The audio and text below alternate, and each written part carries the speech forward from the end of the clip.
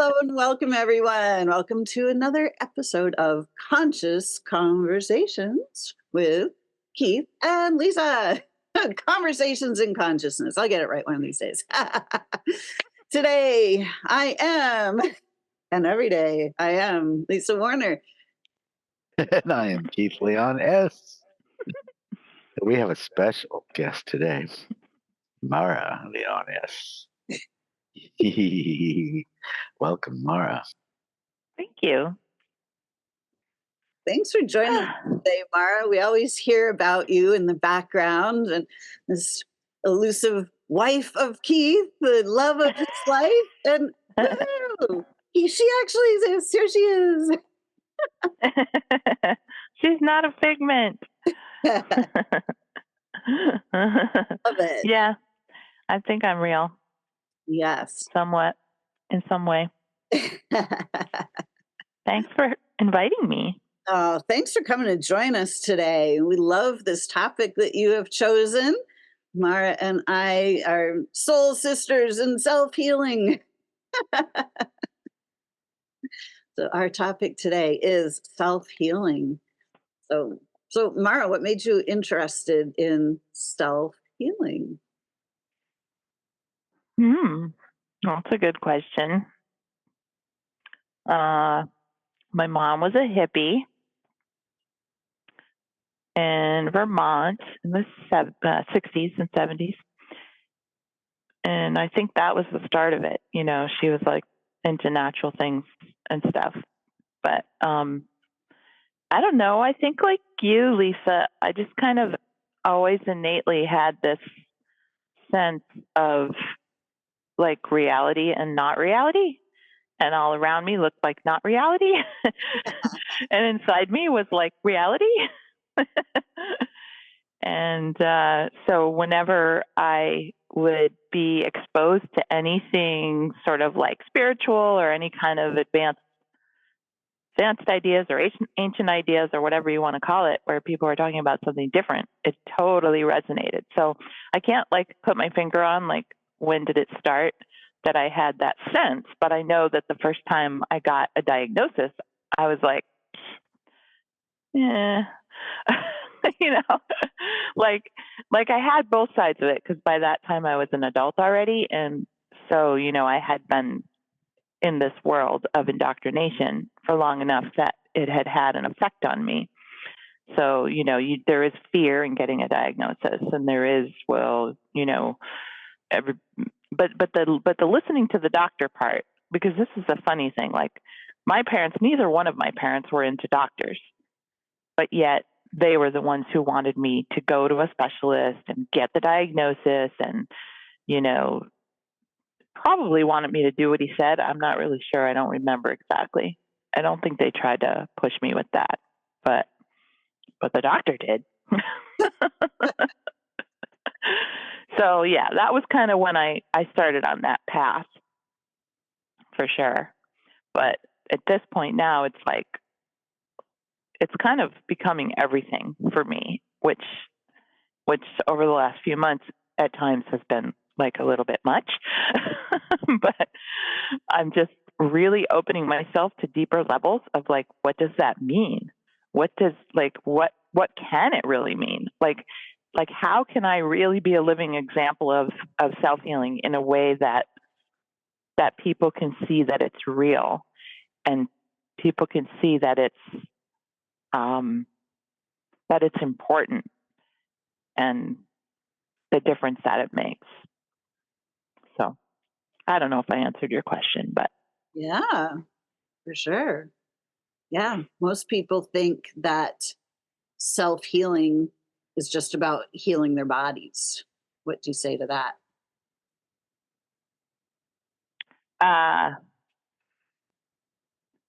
No. Self-healing is about knowing that your body heals itself. So I'm not healing it. I'm getting out of the way and allowing it to do its own healing. I'm trusting it. And when I say I'm doing this, I'm practicing it doing this. I'm learning to do this. So I'm certainly not perfect at it at this point.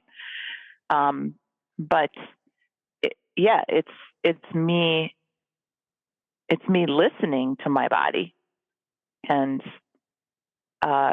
learning how it does what it does and what it needs me to do or not do in order for it to do that. And then when you say people think it's just healing yourself, well, I mean, Body. I know there's bigger implications, you know, like when we're all aware of this process of what's real instead of all the information that we got, which was completely backwards for the most part, then that changes everything, and that changes the world. So yeah, we can go pretty far with it, I think. Right? Exactly. Healing Yeah. the world has to happen with healing ourselves first. And what Yes. do you say? Is healing just about the body, Keith? No. What I have discovered and learned more of once I met Maura, like before Maura and I met, I had taken a meditation class. I was taking a few spiritual mind treatment classes, I like to call it, and then I started getting into experiential growth work because Maura was very involved with insight seminars at the time, and that's when I kind of realized that working on my judgments of self, working on healing from things I had taken personal from the past or internalized from the past, like those things were the things that were making me miserable. Those were the things that were making me uh, use food as the answer to everything. You know, my grandmother raised me in a way like eat, eat, eat, and she would make me eat until I got stuffed. And that's what I thought full meant. People said I'm full. I thought it meant you ate until you're so miserable that you could barely breathe. And that's what everybody did. And then I was using food for joy and sadness and all of that. And that's just one thing that I learned through spiritual growth work. And you know, my mother being manic depressive and the way I was brought up there and having no father, all the judgment from that, and all these things were the things that were showing up as sickness, the appearance of sickness in not only my body, but in my mind, in my thoughts. And so for me, I think it's, yeah, self healing is an inside job first. I think that's the only way to come in tune with unconditional love, to come in tune with the power of forgiveness, to come in tune with light, to come in tune with the breath, to come in tune with nature. All of those things inevitably then show up as what we would call perfect health. And so, yeah, for me, it's an inside job. And that's a huge piece, really, that I got from you, too, because you helped me uh, even turn around what I thought pain was, what I thought sickness in the body was.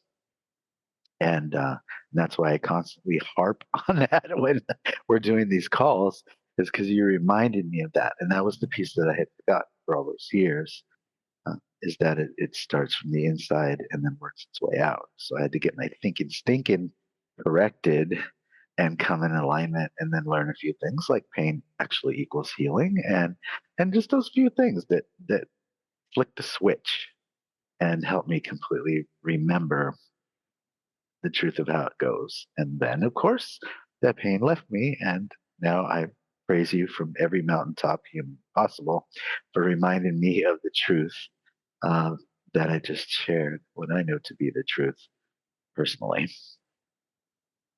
I love that. Yeah, when I started on my own healing journey, I was completely focused on my body, like, oh my God, there's something wrong with my body. This is horrible. What food do I need to eat? I knew I didn't want to go the medical route. So, I mean, that was off the table right from the beginning. And so it was like, what do I do to fix my body? And very quickly, I realized I don't have to fix my body. My body fixes itself. I have to fix me. I have to fix all of the shame, the blame, the anger, the guilt, all of that stuff that I was carrying around in my backpack that was just weighing me down, that was making me suicidal, that was making me depressed, that was making me, not feel like myself. Everything that was making me feel horrible about existing. And all the stuff, all the things, I had to give up all of those things, just like you were talking about with the food. I didn't really use food as my um, safety blanket of choice. I was using drugs and alcohol, and you know, TV, was a huge one. Just trying to escape, just trying to get out of this horrific reality that I was stuck in. And I didn't realize at the time that we're really under no obligation to participate in this, anti-life society that has been set up. And once I realized I could extricate myself from that, when I could just be myself, then wow, that was when the healing really accelerated. But I ultimately learned that it was not about healing my body, it was about healing myself, remembering who I truly am as the grand being of light that we all are as souls. We are infinite beings here in physical form. Yeah, I'm really grateful to both of you because after you helping Keith become aware of what he was talking about pain and how to heal that or allow that to heal, then I became really interested in what more I could do around that. And yeah, and it's so true what you're saying about thoughts. It's like that's if I'm getting in the way of my body being well and my life being well, it's because of my crazy thoughts. And whether my thoughts are influenced by the way I was brought up, by what's going, the way the world is, they're my thoughts and I get to choose.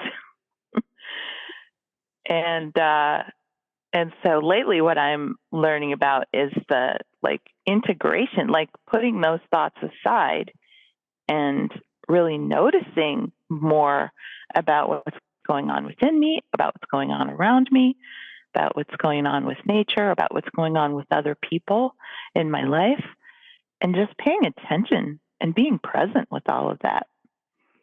And making the choice not to entertain any kind of negativity that comes into my mind, just kind of noticing it and going, oh, that's an interesting thought. I'm not going to focus on that. That's not what I'm doing. Yeah, exactly. Once I realized that there's an energy that's attached to every negative thought, and that I could separate the thought from the energy, and that I could clear out the underlying energy. And if I cleared out the underlying energy, the thought patterns would automatically go away because the energy and the thoughts are linked together.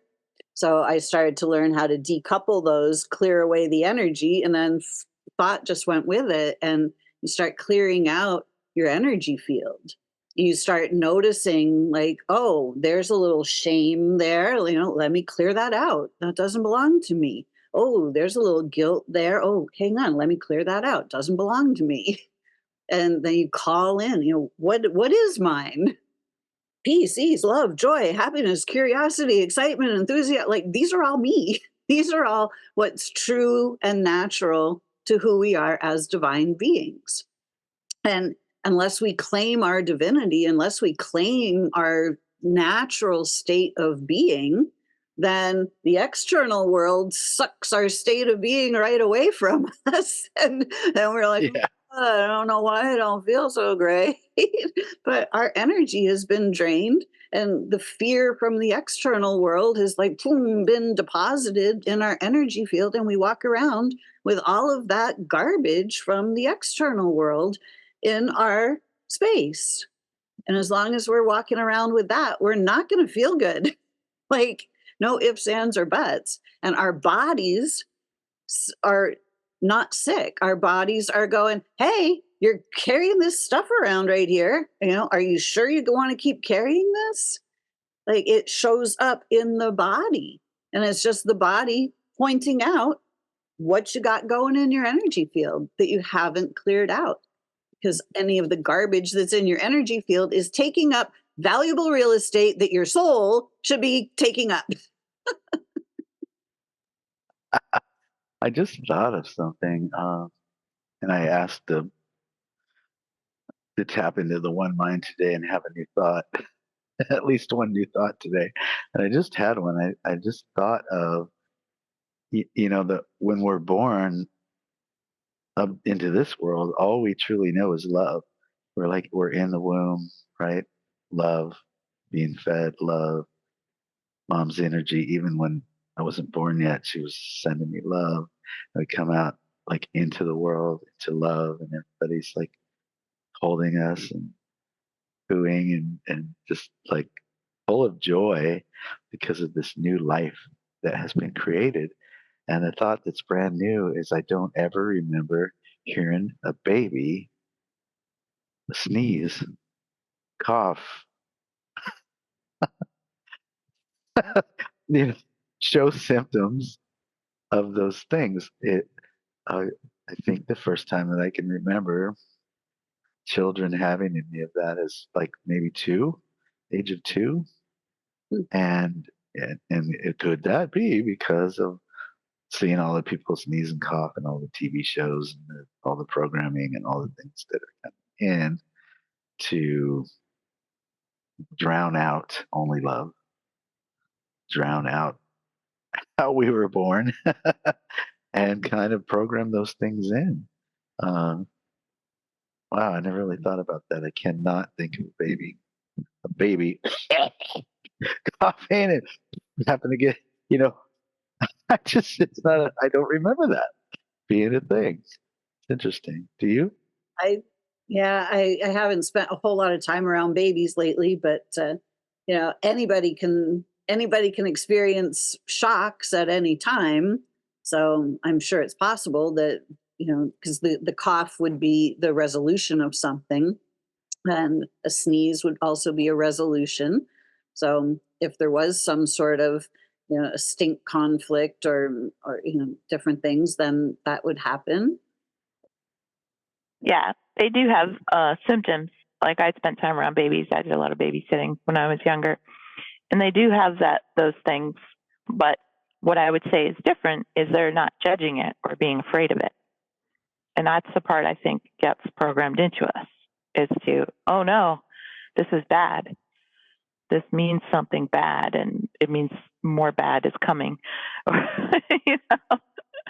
It's like, no, it doesn't need to mean that. But I loved what you were talking about, the energy field, Lisa, and that's something that you've been talking about for a while. And I think I've been doing so much work on other levels for a while that I wasn't focusing on that. And I just started again to focus on that and started to focus on it in a new way. So I think maybe I needed to do the things I was doing to get to where I was ready to do that. And so the last couple nights, and I remember doing this last night specifically, setting an intention before I went to sleep, and because I hadn't been sleeping well, and I'd been sensing when I woke up that my dreams were like disturbing rather than supportive, and so I just started to have an awareness of an energy field around me. I started with the pink bubble concept that I use, for protection when we're driving and things like that. And then next thing I knew, it turned into this like amazing toroidal field around my whole body and connected to all my chakras. And I was just like, ooh, that's awesome. So that's not something that I had really been practicing before, but it's so easy to do, just like, yeah, I get to choose. I'm the one who sets the intention. I'm the one who creates my experience. So what do I want? I want to have a good night's sleep. I want to have my energy field strong and balanced and, doing what it's meant to do. Absolutely. Our energy field is our light body, and it's the structure of our soul. I mean, that is our own personal sacred geometry. And we've never been taught that we even have our own personal sacred geometry. We've never been taught about the energy because we can't see the energy with our regular vision. You simply don't notice it. But we feel it all the time. We are constantly feeling our energy field. And Yep. when it's open and flowing and expansive and balanced, we feel good. Everything's just flowing. Just like a river flowing unimpeded. But as soon as that river starts to get dammed up, then the water starts backing up, starting to get more pressure. And that's what happens to our energy field when those chakras start to back up. It's like, whoa, we start to feel like, oh, and we don't know why. We just simply have thoughts of like, oh my God, I don't know what's going on. Why is this happening to me? But it's because the energy is not flowing properly. Yeah, yeah. Being raised in a concrete jungle in the city, I tend to notice so many things in nature really jump out to me. One of my favorite things to do is to either watch or toss a leaf into a creek and watch the leaf and how it just, as it's flowing and just being on the water, uh, how it just effortlessly floats and then sometimes gets caught in a current that then takes it over to the side by some rocks, and how the water continues to flow around it, and sometimes it gets stuck for a little bit and then eventually it frees up. The water moves it again, pulls it away from the rock and back into the stream again. And I've followed the leaf far down a stream before on that journey, the journey of one leaf, I guess I would call it. And I feel like I could write a book about the journey of one leaf I because I've like done that title. I think it's great. Yeah, I've just done that so many times and received so much information from nature. I remember the term tree hugger just always cracked me up. I just was like, tree hugger. And then we were up in Vermont and I created this sacred space that I could meditate that I called Secret Garden. And I was surrounded by trees, and this woman who's like a very in tune with nature said, wow, you set yourself right up in the middle of a family of trees. Here's the mother, here's the father, and these are all of the babies. There were little trees placed in between them.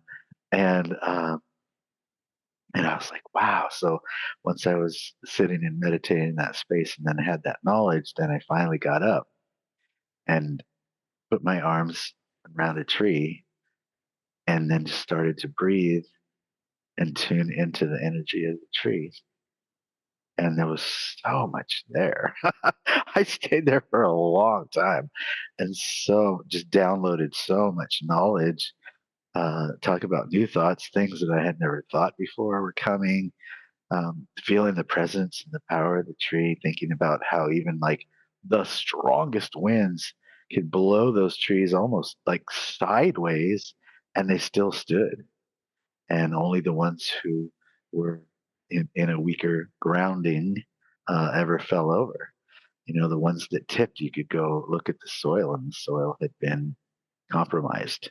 And that was the only reason. And they weren't the ones that were the deeply rooted trees. So much wisdom in that. And then I was like, oh my God, I am a tree hugger. Because I love to do that on a regular basis and just continue to receive knowledge from the trees and from nature. There's so much there. It's amazing, isn't it? You know, trees are living beings, just like us.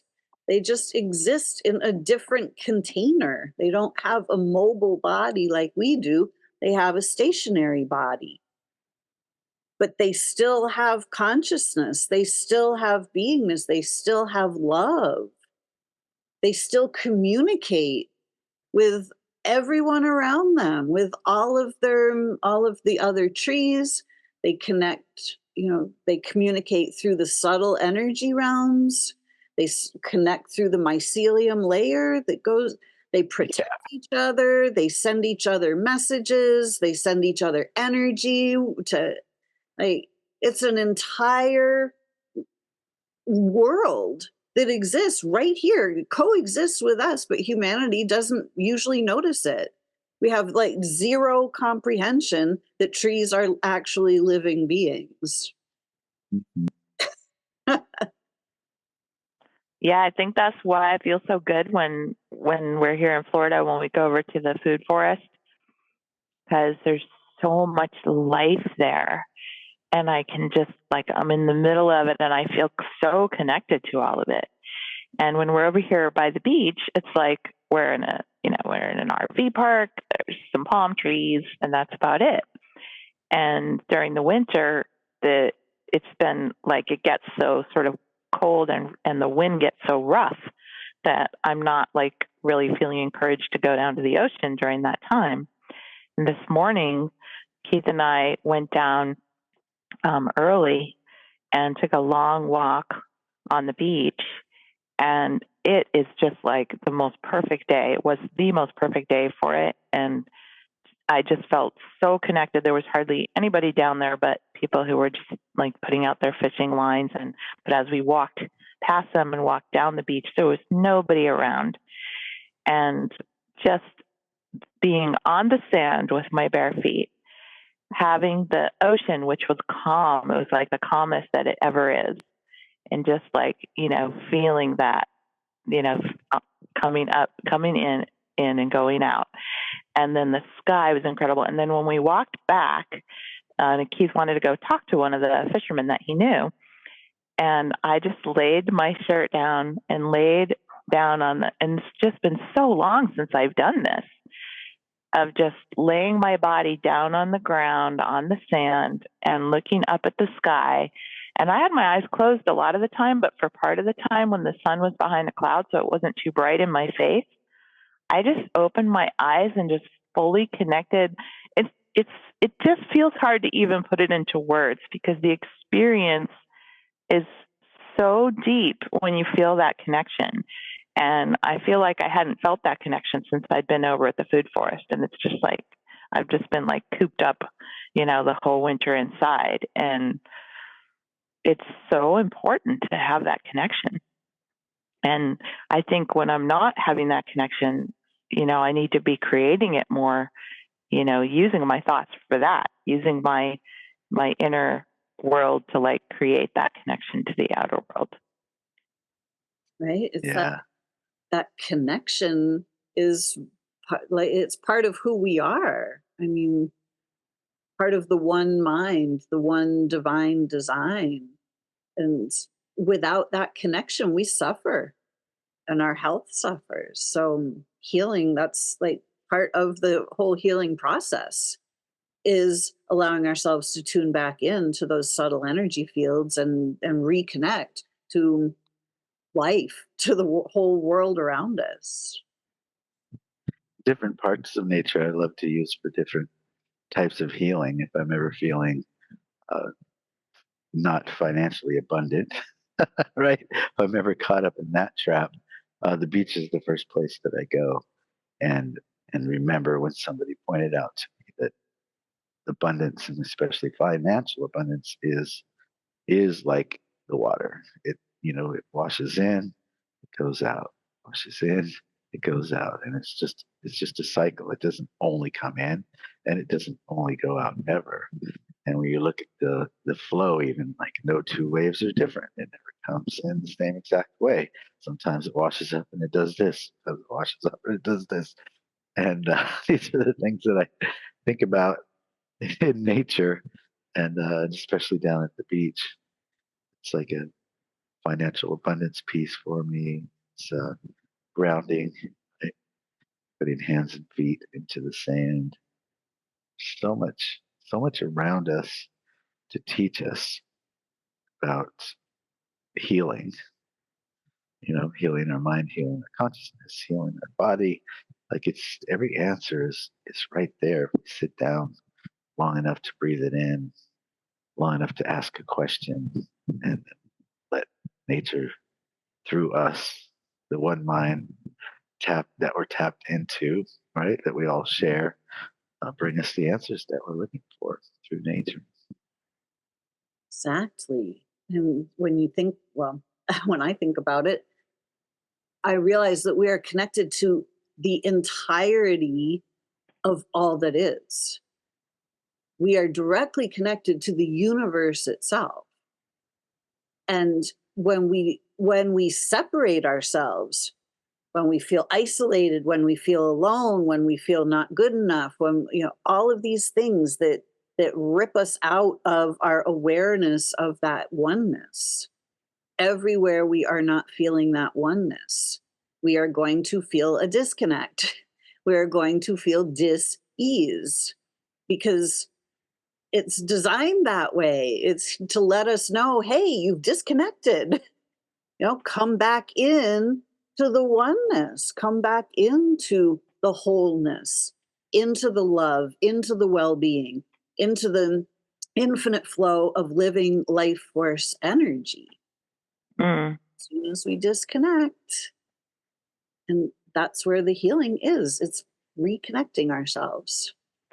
Yeah, and unfortunately, I think that the disconnection has become so automatic because it's like all around us. Whether it's television, whether it's yeah, I guess it's mostly media that gets in the way, or people who are plugged into that and just are talking about things on the surface or things from a perspective that isn't really real. And so it's so important if we're not like being in nature is like the ultimate. It's like the best thing you can do. But if we're not doing that, then having conversations like this with people who want to have conversations like this, listening and watching conversations like this, doing activities where we're learning about and then teaching about, because we teach each other and we support each other. And that is all such an important part of the healing. Exactly. That's so true. It's when we love and support each other unconditionally, then if somebody makes a mistake or thinks they made a mistake, or it's like, oh, come on, come on back in, we're all good. We support each other. And because most of the time, like, it's we beating up on ourselves, judging ourselves. But when we're held and we're supported, and we're when it's reinforced that we're loved no matter what, um, everything is great. But most of us have never been brought up that way. It's like, oh, I love you, but don't do that. Stop that. Sit down. Go over there. You got to go do it. And we've never been shown unconditional love. That was one of the things that I realized and then quickly forgot when I was about 2 years old and would be in this field of unconditional love. It was clear to me that there was no judgment whatsoever in unconditional love. Everything was looked at as an experience, not a good or bad experience, just an experience. And it was clear to me that that's what God or creator, universe, that's what unconditional love is. That you can have an experience, I can punch you in the nose, and we each are having a different experience of that. But I'm not banished for all time because I punched somebody in the nose, right? Like, I have to make reparations for that. But it's like, you know, God is like, wow, how'd that work out for you guys? It's not like you are terrible, you're going to hell. Yeah. Yeah. Yeah. I mentor a young man, and I was speaking with him yesterday, and he's telling me about, he hadn't talked to his mom in a few days because he said something jokingly, and then she took it personally and just went off on him. And so he's just like, that's not behavior that a mother should have. So I wash my hands of her for now. And then even the stepfather had acted a certain way. And it's like, gotta let him go for a while, get it all out. And then he's like, what say you about that? And I was like, first of all, my mother drove me crazy, and she was a judgment machine, and she said things that were just like, "Ugh," you know, just like, "Ugh." And I would give anything to have another day. And I wouldn't, even if she was being snarky, even if she was being hateful, I would give anything to have another day with her. And that just really landed for him. And then I said, regarding the other guy, I said, we're literally all doing the best that we can do.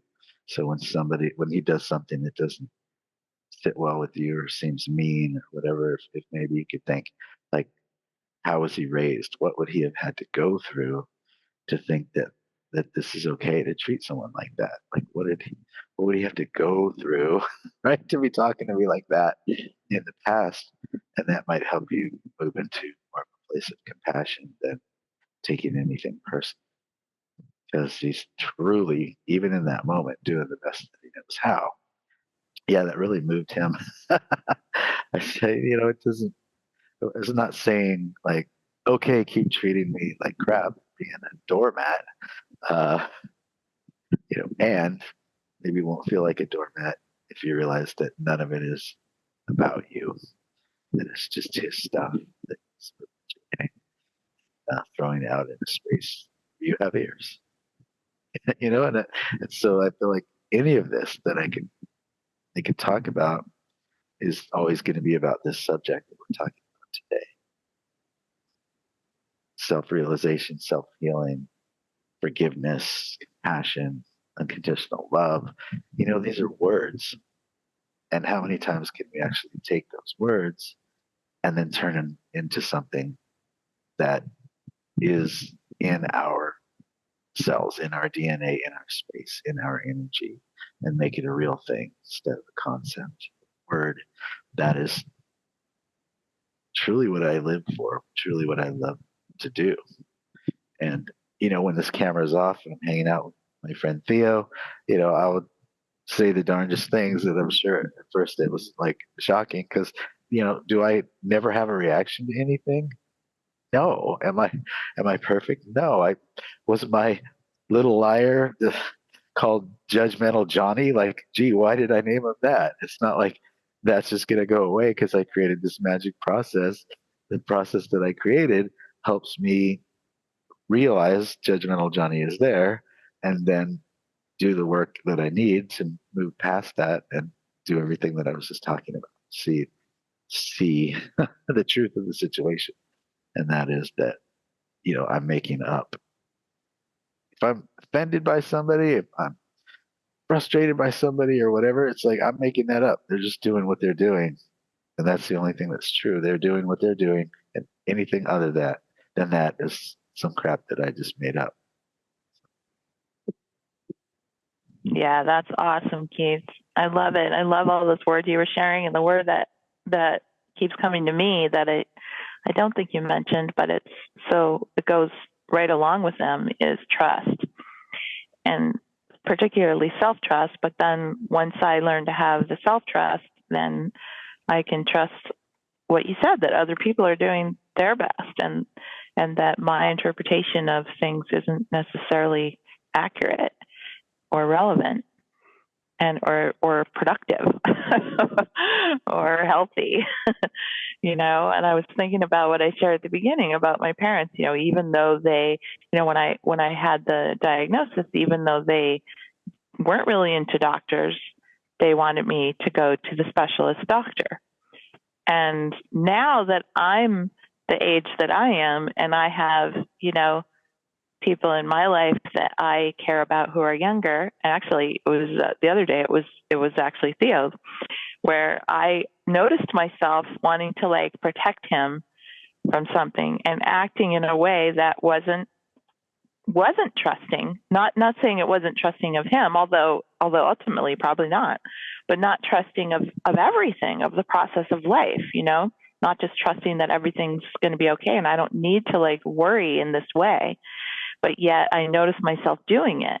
And I thought to myself just now, that's what my parents were doing. They probably at the time felt like, well, we're bad parents if we don't make sure our daughter goes and gets, information from a doctor about this. Because what if something happens and then it'll be our fault? We have to do the responsible thing. So it really was coming from love and caring, and not having an alternative, not understanding that trust can work miracles, like that's really all you need. And that's like where like flipping this thing around is so important. I think realizing that something like self-trust, trusting myself, trusting my body, trusting life, trusting other people, it's like we've really been kind of conditioned to not trust each other. Yes. In many situations. And the fact is, if we all did trust each other, things would be a lot easier and work a lot better. And when we do trust each other, because if you think about it, in many situations, we do trust each other and everything works out great. Exactly. Yep. And the healing happens on just every level. Like with so many people are amazed how Maura and I are get along well, and that's not something that happened overnight.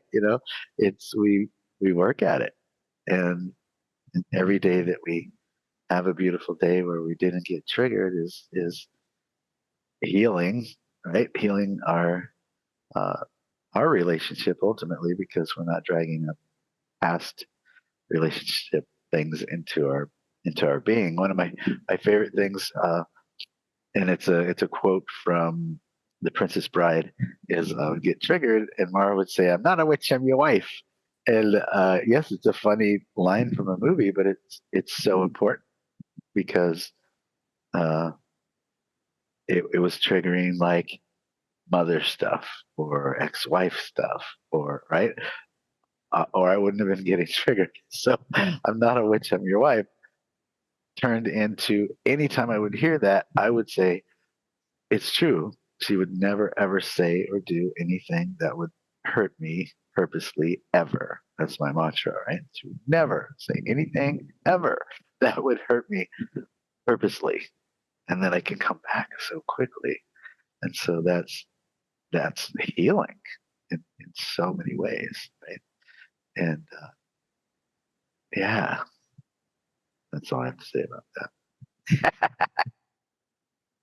Yeah, there's been so much indoctrination in our society. It's like, to make us believe that, to do the right thing is actually to do the wrong thing. Send your children off to the state to go to school, let the state raise your children. And it's like, if you don't send your children to school, you're bad parents. Like, ooh, but what are they actually learning there? It's like, what's actually happening there? If you don't listen to your doctor, you're gonna blah blah blah. You have to listen to your doctor. You have to go for that annual checkup. And if you don't do that, then if I don't take my child to that checkup, and find out if they're okay, and they go to the checkup, and it's like, oh no, there's something wrong. It's like we don't understand how innately intelligent children are. And we don't understand how, since the fall of consciousness, we are working from fallen consciousness. We are working from a state of unconsciousness. So, to do the right thing is follow the rules, do what you're told, do the right thing, don't make waves, But it's not the right thing. It's not the thing that's going to create peace on earth, right? Following the rules creates a lot of war, creates a lot of tension, creates a lot of dis-ease. That's just, I'm getting some realizations as I'm listening to you guys talk. I've been feeling so much stuff from the collective lately, with my sensitivity that I have. And I don't always, for most of my life, I haven't really understood any of the stuff I felt. And lately I'm starting to have more understanding of it. And what I'm noticing is that there's starting to be confusion in the collective because of this shift that's happening away from what you were just describing, Lisa. So the shift is starting, and those of us who are aware of it already know, we see it. We're hanging out with people who are creating that shift. We're hanging out with people who are starting to say no to those things, maybe have started a while ago to say no to those things and to create the things that work better. And yet then there's all this collective of people who haven't been aware of that, who are starting to feel this, I think, discomfort and uneasiness because something doesn't feel right. And they're not sure, what's happening. And it's that shift that's happening.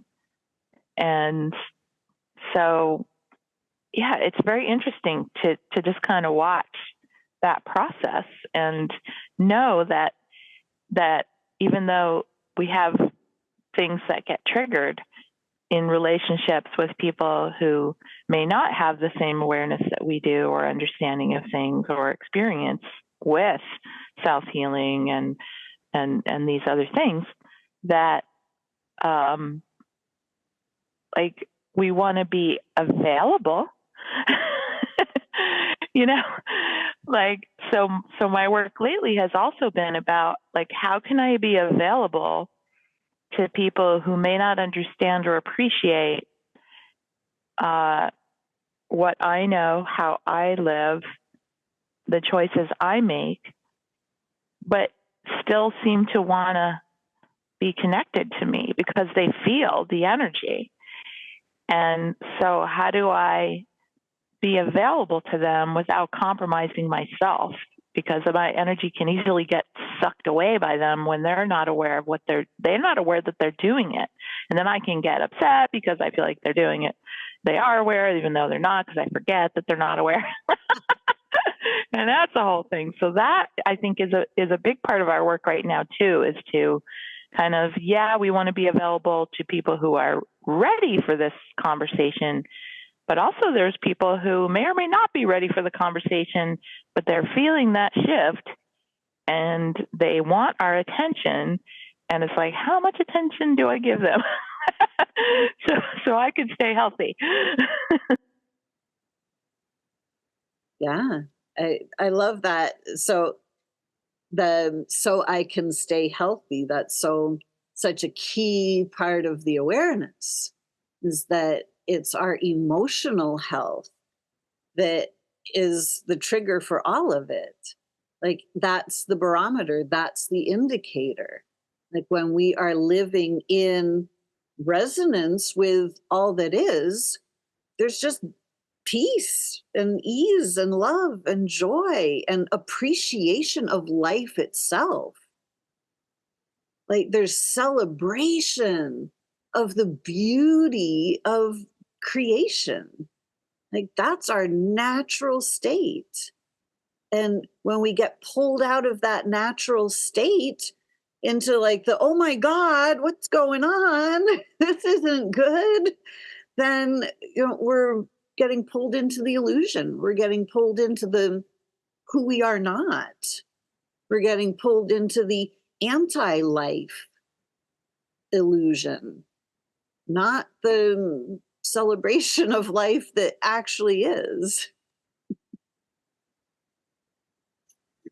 Stay in those positive qualities that we're made of. We can stay in love. We can stay in peace. We can stay in joy. We can stay in all of that. And health happens.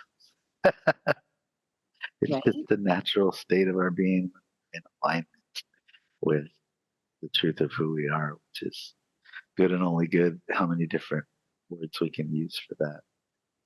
Yeah. And that really comes with, it comes from knowing yourself and setting boundaries, just like Mara was just saying. How much can I interact with these people until like they they start like working their way into my energy field. Like, no, this is my space. These are my rules. These are my parameters. This is what I will tolerate. And anything else is like, no, it's a hard no. Like, I love it. Yeah, that's a good point. Thank you, Lisa. I needed to hear that. Thank you. Yeah, it's a hard no. Yeah. Yep. my logo that you see over to the side in the center of the screen is a globe. It's like somebody sitting inside a snow globe, but it's that snow globe that represents the energy field.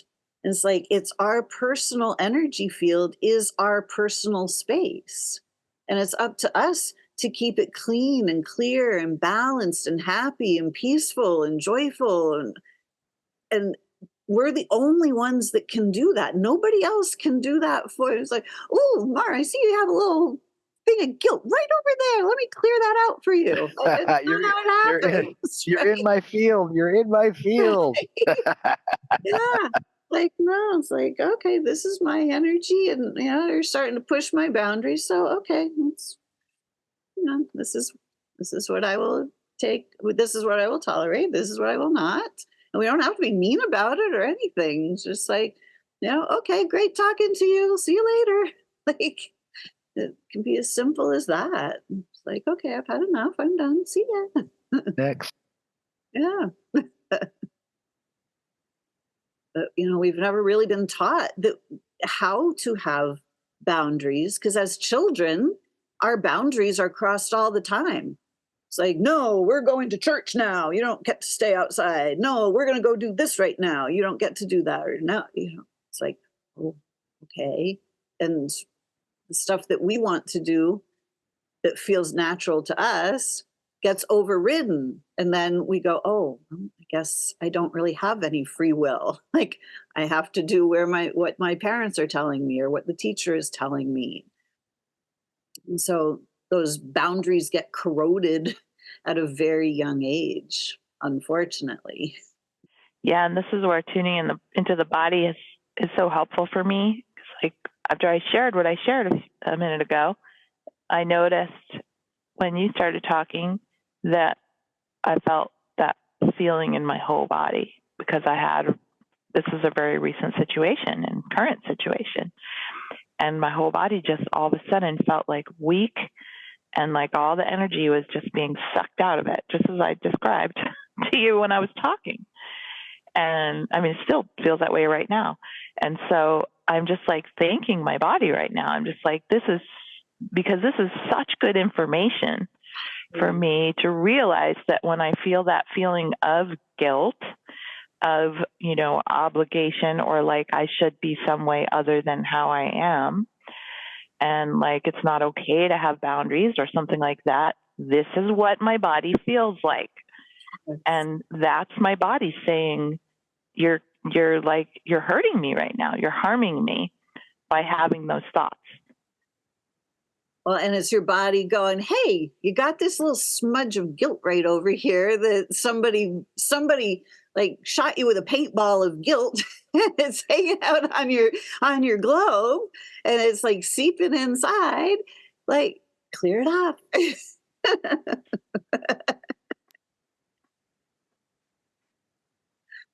Yes. Thank you. Yeah, I haven't used that analogy for a while, but I used to teach my students, like, walking through life is like walking through a paintball war because people are throwing energy all the time. It's like fear, doubt, financial collapse, next disaster coming, and all Right. these energies are being flung around all the time. They did that over there. Oh, that's a lot of energy. And it's like every energy has its own color. So, like, fear feels different than guilt, so they would be different colors of paint.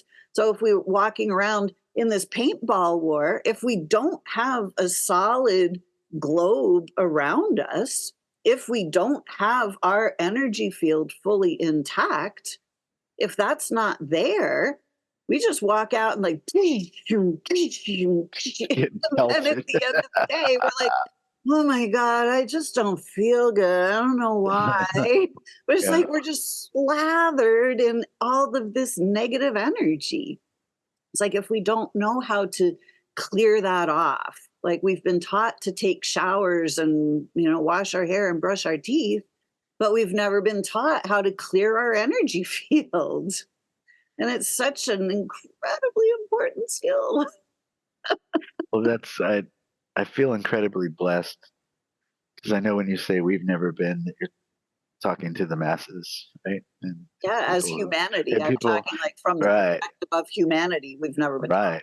And anyone who may be joining us for the first time, I could be talking to them as well. But I feel blessed because every time that you say that, I am like, but I have. Because we've been friends for years now. And so I get to be reminded of it all the time.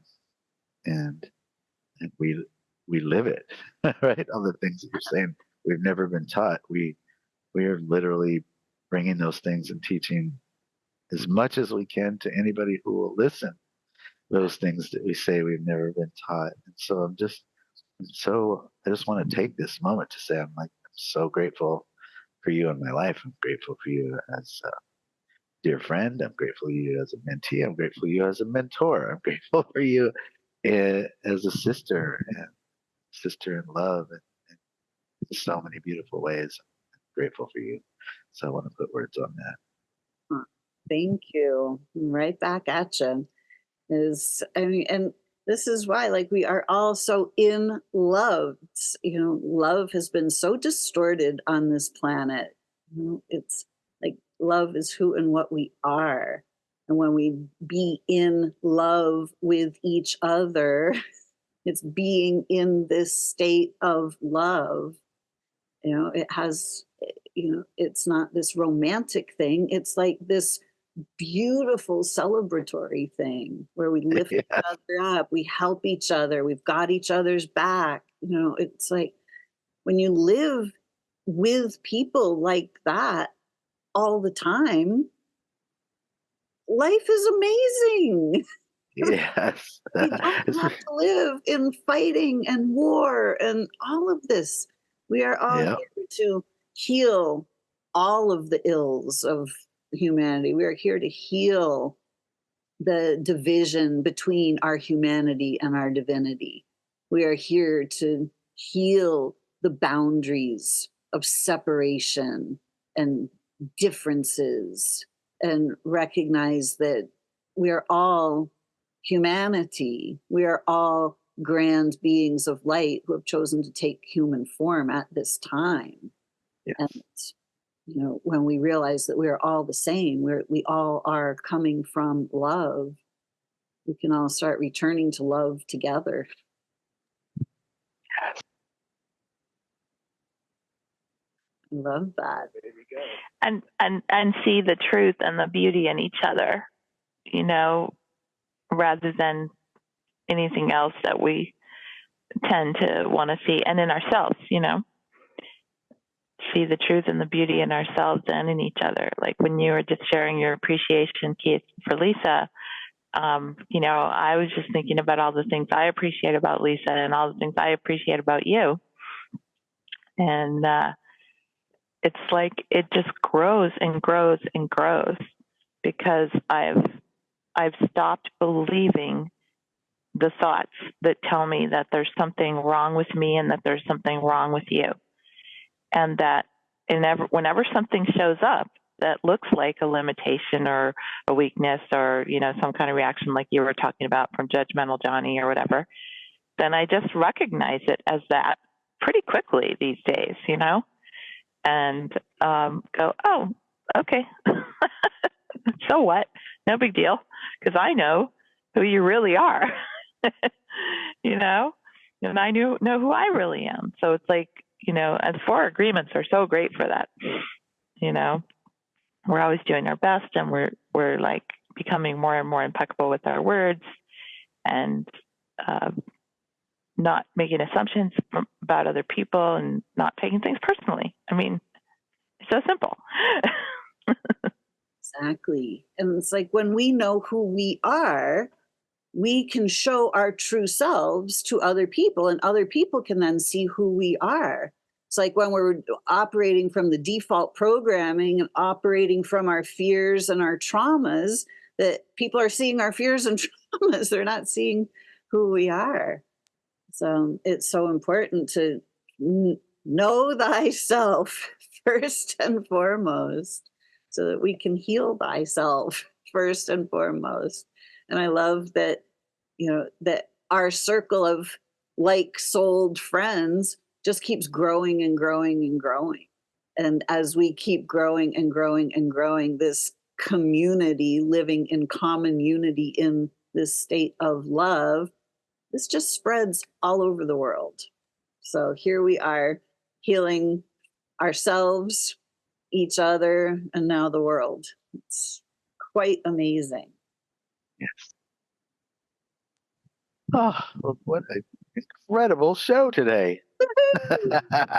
Woohoo, thank you, Maura, for joining us. Yes, this was amazing. Love it. Super fun. Thank you. Yeah. Is there anything you'd like to leave the audience with today, Maura?